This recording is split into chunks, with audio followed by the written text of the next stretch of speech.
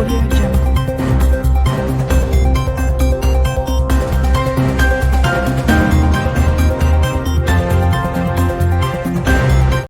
வணக்கம். தமிழன் செய்தி களம். சீர்காழி அருகே நாங்கூரில் பெற்றோர் ஆசிரியர் கழக தேர்தலை முறையாக நடத்த கோரி ஆர்ப்பாட்டம் நடந்தன.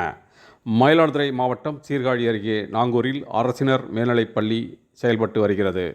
இந்த பள்ளியில் அள்ளிவிளாகம், அண்ணன் பெருமாள் கோயில், குச்சிப்பாளையம், ராதாநல்லூர், நாராயணபுரம், மங்கைமடம், திருவாளி உள்ளிட்ட சுற்றுவட்டார கிராமங்களிலிருந்து சுமார் 1000க்கும் மேற்பட்ட மாணவ மாணவிகள் கல்வி பயின்று வருகின்றன. இந்த நிலையில் பள்ளி நிர்வாகம் பெற்றோர் ஆசிரியர் கழக பொறுப்பாளர் தேர்வில் பெற்றோர்களுக்கு உரிய பிரதிநிதித்துவம் வழங்காமல் பெற்றோர் ஆசிரியர் கழக கூட்டத்தை பள்ளியில் நடத்த இருந்தன.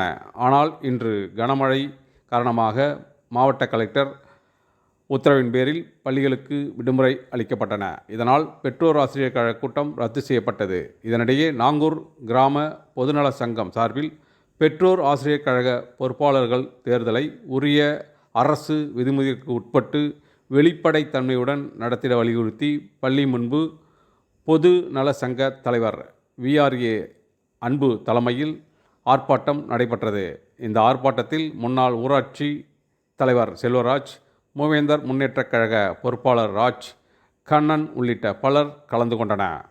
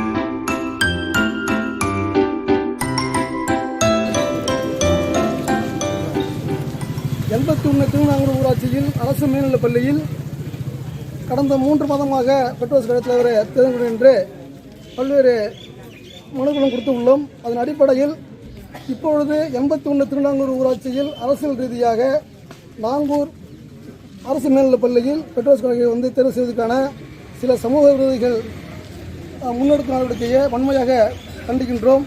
இங்கு இருக்கக்கூடிய பொதுமக்களுடைய கோரிக்கை என்ன என்றால், முறைப்படியாக இந்த பள்ளியில் அவர்களுடைய பிள்ளைகள் படிக்க வேண்டும், அவர்கள் மட்டுமே இங்கே பெற்றோர் கழகத்தவராக பணிபுரிய வேண்டும் என்பதுதான் இங்கே இருக்கக்கூடிய மக்களுடைய கோரிக்கை.